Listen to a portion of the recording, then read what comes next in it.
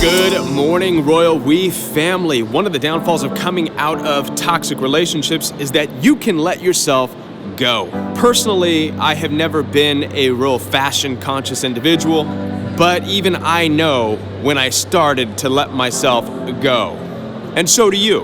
And that is why in this segment of Challenge Yourself or Treat Yourself, I want to challenge you to treat yourself to doing something that is going to make you feel good, something for your physical appearance, something for your health. Today I'm going to do both. I am going to go and get my long-awaited prescription glasses.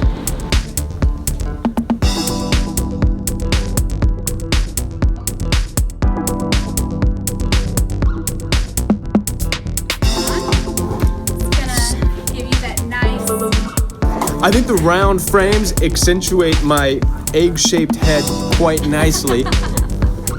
But this is why you try them on, right? There we go. I think the squareness of it kind of levels out this whole roundness here, right? This is more my style. This is more my style. I like this. I think we have a winner.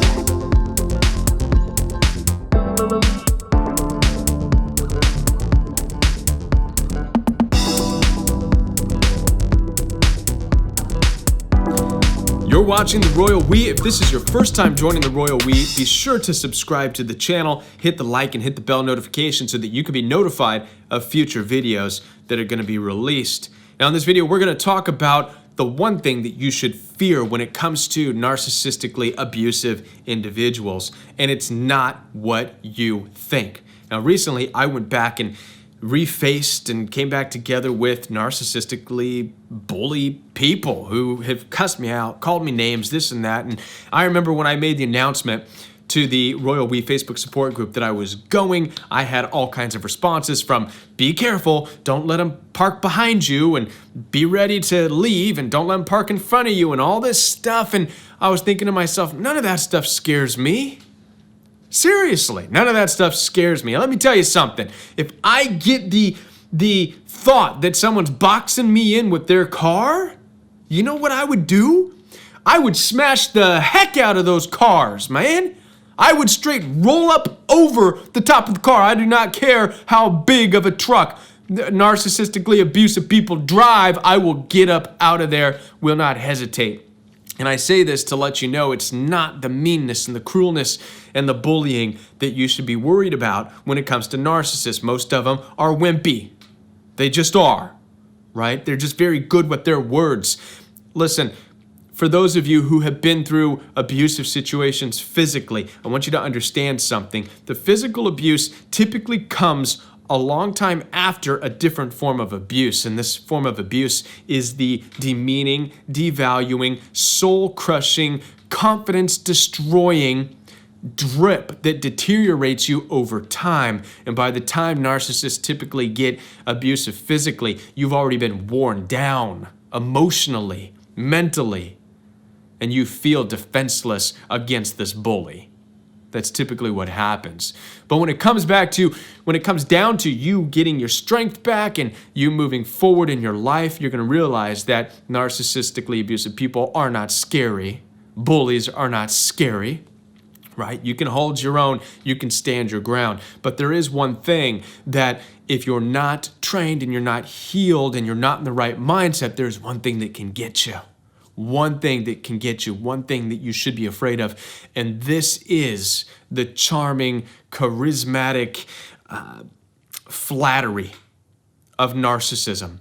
This is the beginning of the whole thing. This is where it all starts, and this is what you should be afraid of. As a matter of fact, this is a good rule of thumb, not just for dealing with the narcissist that you know, but this is good for just this life in general. People in general. As a matter of fact, the Bible warns us in Proverbs. It says this, a man who flatters his neighbor throws a net out under his feet. A net for what? To catch. You have to watch out for the lips that are flattering, the lips that are smooth talking. Proverbs also tells us this, that a person with hate in their heart disguises that hate with their words, disguises it with flattery. The best disguise for hateful narcissists is flattering lips. That is their disguise. That is what you should be more worried about. Humanity, humankind has perfected the way of luring things in, right? If it's a person, let's take hunting for example. Take a man against a wild animal. Man has no chance. The speed of the animal, the instinctual response of the animal is far beyond a human being's. It is, right? But mankind has learned how to lay low, how to hide, how to lure in, how to bait. They bait in the animal, duck call, whatever, to bring them in, to lure them in, and then boom, get them. Narcissistic abuse works exactly the same way. You're lured in through the flattering lips of a deceitful person with hatred in their hearts. You're lured into that situation, and then the abuse cycle starts. And that, my friends, and the Royal We family is what you should fear the most about narcissism. And so, how do you go about this? How do you break this fear? Well, you simply understand that this is a true reality, that this is a part of the world that we live in, and that everybody who is overly flattering this and that may want something. You have to check the intentions, and you have to have the wisdom. And this is difficult for empaths like you and like me, people who wear emotions on our sleeves. We feel with the flattering words that there's some kind of instant connection, and we're drawn into that, and we start to open up like a book. I say we get naked right away, right? And I don't mean that necessarily physically. I just mean naked as in vulnerable because of someone's nice words. Can't do that. That's what we need to be afraid of, is being in that situation again. So instead, we need to understand that if we're being flattered, or if someone's really trying to put that net under the feet, acknowledge it, okay? I see a lot of flattery going on. Good stuff. You could be nice about it, thank you, but it does not mean you need to have a relationship, or it doesn't mean you need to get close.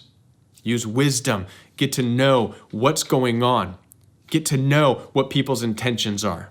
You don't have to be paranoid. You don't have to be a jerk to everybody who's nice to you, right? But you also don't have to be overly vulnerable in these situations as well.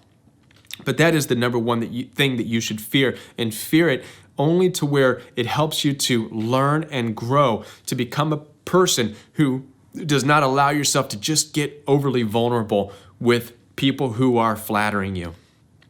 Thank you for watching The Royal We. Will be back with more videos right here.